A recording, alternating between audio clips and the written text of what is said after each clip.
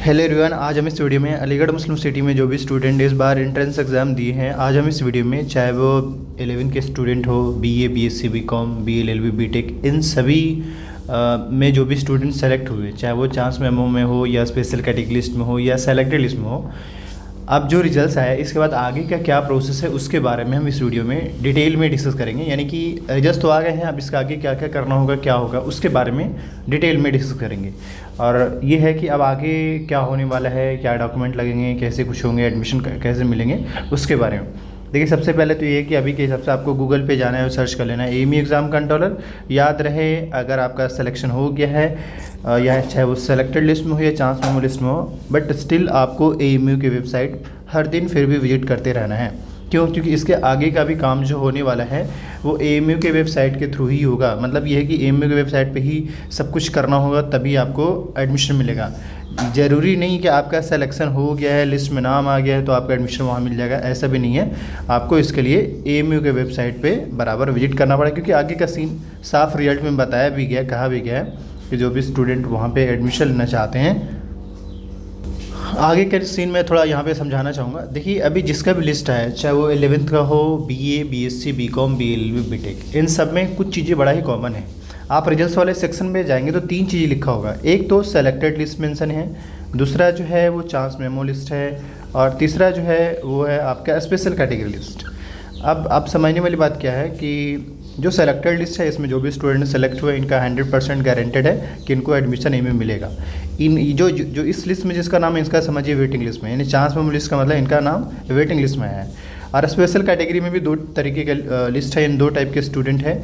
एक जो स्टूडेंट है जो स्पेशल कैटेगरी में भी सेलेक्टेड हैं, उसका सिंबल आई थिंक डॉलर से किया गया है, और जिसका हैशटैग से सिंबल किया गया, यानी हैशटैग से जिसका सिंबल में है वेटिंग रैंक लिखा होगा, जैसे मान ली हैशटैग 07 लिखा होगा या 018 लिखा होगा, तो इसका मतलब इनका वेटिंग है। स्पेशल कैटेगरी लिस्ट में समझ में 2 टाइप के लोग हैं, एक सेलेक्टेड, दूसरा चांस मेमो। तो सिंपल सी बात है, जिनका नाम सेलेक्टेड में है उनका गारंटेड है, कन्फर्म है, एडमिशन मिलता रहेगा। लेकिन याद रखें, तभी मिलेगा जब आप ऑनलाइन काउंसलिंग ढंग से करेंगे। क्यों? क्योंकि आप जितने भी लिस्ट आए हैं, जितने भी रिजल्ट्स आए हैं, सब में ये 4 बातें मेंशन किया गया है। क्या कहा जा रहा है? ये कि जो भी स्टूडेंट अब जो एडमिशन मिलेंगे, यानी जो स्टूडेंट सेलेक्ट हो गए हैं, वो चांस मेमो हो या स्पेशल कैटेगरी, क्यों याद रखें, काउंसलिंग में सभी को पार्टिसिपेट करना होगा। चांस मेमो वाले भी कैंडिडेट करेंगे, सेलेक्टेड लिस्ट वाले भी, और स्पेशल कैटेगरी वाले भी, सभी को ऑनलाइन काउंसलिंग में पार्टिसिपेट करना है। फिर सवाल होगा कि ऑनलाइन काउंसलिंग कब से होगा, तो उसको लेकर अभी एएमयू की ओर से कोई नोटिफिकेशन नहीं आया। जैसे ही आएगा इस चैनल पे इन्फॉर्म किया जाएगा। और वो आएगा कब, तो मानकर चले विदिन अ वीक, 1 वीक लग ही जाएंगे या ज़्यादा भी लग सकते हैं, बट आप एक्सपेक्ट करके चलें कि 1 हफ्ते के अंदर अंदर आपके ऑनलाइन काउंसलिंग का शेड्यूल आएगा, डेट आएगा कि किस डेट में आपको काउंसलिंग करना होगा, कब डॉक्यूमेंट अपलोड करना पड़ेगा, कब आपका डॉक्यूमेंट वेरीफाई होगा, कब आपको पेमेंट करना पड़ेगा। ये सारी चीज़ें ऑनलाइन काउंसलिंग में शो करेगी, सारी चीज़ें ऑनलाइन काउंसलिंग में आएगा। तो मेरे ख्याल से ये चीज़ समझ में आ गया होगा कि आपका आगे का सीन क्या है। सिंपल सी बात, जो स्टूडेंट सेलेक्ट हो उनको ऑनलाइन काउंसलिंग करना होगा। ऑनलाइन काउंसलिंग कब से होगा? विदिन अ वीक होगा। अब उसके बाद एक सवाल होगा कि ऑनलाइन काउंसलिंग में क्या क्या डॉक्यूमेंट लगेंगे। जो मैं बता रहा हूँ बिल्कुल फाइनल बता रहा हूँ, ऑलमोस्ट उसमें कोई बड़े लेवल का चेंजेस नहीं देखा जा सकता है। अब मैं आपको ये दिखाता हूँ कि काउंसलिंग में क्या क्या डॉक्यूमेंट लगेंगे। क्लास वाइज के हिसाब से सेपरेट वीडियो बता देंगे, अभी हम कंबाइन बता रहे हैं। ये रहा एएमयू का ऑनलाइन काउंसलिंग का गाइड कह लीजिए, यानी कि 760 पेजेज का ये गाइड है, और इसमें इन्होंने बताया है कि आपके काउंसलिंग कैसे होंगी। सबसे पहली बात ये है कि वेबसाइट पे ही इस तरीके का एक लिंक बनेगा, अभी आया नहीं। जैसे ये लिंक ओपन होगा, वेबसाइट पे लाया जाएगा, उसको इस लिंक पे जैसे ही ओपन करेंगे, यानी इस लिंक को कॉपी करके जैसे ही ओपन करेंगे तो डायरेक्ट आप काउंसलिंग वाले पोर्टल पर। अभी फिलहाल ये जानिए कि अभी काउंसलिंग स्टार्ट हुआ नहीं है, तो आपको थोड़ा वेट करना। जैसे ही होगा मैं आपको बताऊँगा कि काउंसलिंग कहाँ पर से करेंगे। खैर, अभी के तौर पे आपको बता दें कि आपका जो काउंसलिंग होने वाला है वो 5 स्टेप में होगा। पहला स्टेप में आपको रजिस्ट्रेशन। ये रजिस्ट्रेशन क्या है? जैसे आप फेसबुक अकाउंट बनाते हैं, रजिस्ट्रेशन करते हैं ना, पहले मोबाइल नंबर डालते हैं, ओटीपी आता है, वेरीफाई होता है, फिर उसके बाद जब फेसबुक अकाउंट बन जाता है फिर आप लॉगिन करने जाते हैं। तो मतलब ऐसी, चाहे वो इंस्टाग्राम मान लीजिए कि इंस्टाग्राम पर पहले रजिस्ट्रेशन करते हैं फिर लॉगिन होता है, तो रजिस्ट्रेशन करना होगा, फिर उसके बाद लॉगिन करना पड़ेगा। लॉगिन कर लेने के बाद आपको डॉक्यूमेंट क्या क्या अपलोड करना पड़ेगा, यहाँ पे मेंशन ना, document upload scan photo both side, exercise of, ये सारी चीज़ें। और मतलब ये सामान्य कि यहाँ पे फोटो मतलब डॉक्यूमेंट अपलोड करना होगा 3rd स्टेप में। 4th स्टेप में आपको अगर बाय द वे कोई डॉक्यूमेंट इशू होता है बाद में जब पता चलेगा तो फिर से सबमिट करने का ऑप्शन आएगा। और फिफ्थ स्टेप में क्या है आपको कि अगर आप सेलेक्ट हो जाते हैं तो आपको पेमेंट करने का ऑप्शन आ जाएगा। लेकिन चलिए एक एक करके थोड़ा सा हम डिस्कस करते हैं। डिस्कस करने से पहले इतना तो समझ में आया कि भाई 5 स्टेप में आपका काउंसलिंग होगा। लेकिन अब हम बात करते हैं कि काउंसलिंग में कौन कौन से डॉक्यूमेंट लगेंगे। जैसे जब आप रजिस्ट्रेशन वाले पोर्टल पे जाएंगे या फिर काउंसलिंग वाले पोर्टल पे जाएंगे तो आपको इस तरीके का इंटरफेस दिखेगा, और जो मुझे दिख रहा है जी आपको भी दिखेगा। बाकी ये कि काउंसलिंग कैसे करना होगा लाइव वीडियो हम बनाएंगे, आपको बिल्कुल भी परेशान नहीं होना है। यहाँ से आगे का जिम्मेदारी स्टूडेंट को लेता है, चाहे वो 11 के स्टूडेंट हो, BA BSc BCom किसी भी कोर्स का स्टूडेंट आप हों।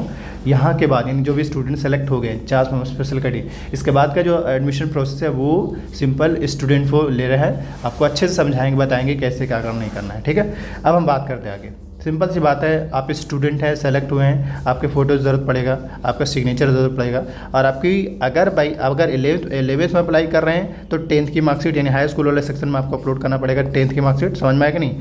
इसके बाद अगर by the way BA BSc BCom BLLB BTech इन सब में अप्लाई कर रहे हैं, यानी इन सब में सिलेक्शन हुआ है, यानी 12th की मार्कशीट लगेगा, और वो 12th का मार्कशीट इस वाले सेक्शन में अपलोड करना पड़ेगा। अब समझने वाली बात यह है कि जो 11th के लिए दे रहे हैं उनका सिर्फ क्या क्या लगेगा, फ़ोटो सिग्नेचर और 10th की मार्कशीट। इसके बाद ये सारी चीज़ें खाली रह जाएगी, इसमें कोई अपलोड करने की ज़रूरत नहीं पड़ेगा, पहली बात। अच्छा, अगर बाय द वे आप किसी कैटेगरी से बिलोंग करते हैं तो एक कैटेगरी भी, यानी देखा जाए तो एटलीस्ट 4 डॉक्यूमेंट लग रहे हैं। अब मिनिमम देखा जाए तो 3 है। 4 किन के लिए, जो कैटेगरी से जैसे SC ST OBC से बिलोंग करते हैं उनके लिए 4 डॉक्यूमेंट है मैंडेटरी। और अगर बाय द वे कोई जनरल स्टूडेंट उनके लिए सिर्फ 3 डॉक्यूमेंट। कौन कौन सा, फ़ोटो सिग्नेचर और 10th की मार्कशीट। अच्छा, ये जो मैंने बताया ये बेसिकली हम 11th में जिनको एडमिशन मिलना है उनको। अगर हम बात कर लें जिनका BA में एडमिशन मिलना है, यानी BA में लेना है, या BA BSc BCom BLLB यानी कि आफ्टर 12 जिसको एडमिशन लेना है, उनके हिसाब से एटलीस्ट 4 जनरल कैंडिडेट को 4 कैसे होगा, फ़ोटो सिग्नेचर 10th की मार्कशीट 12th की मार्कशीट, तो यानी 4 हो गया। हाँ, अगर आप भी किसी कैटेगरी से बिलोंग करते हो कैटेगरी वाले सेक्शन में, यानी 5 हो गया। मिनिमम 4 मैक्सिमम 5 डॉक्यूमेंट रिक्वायर्ड हैं बस।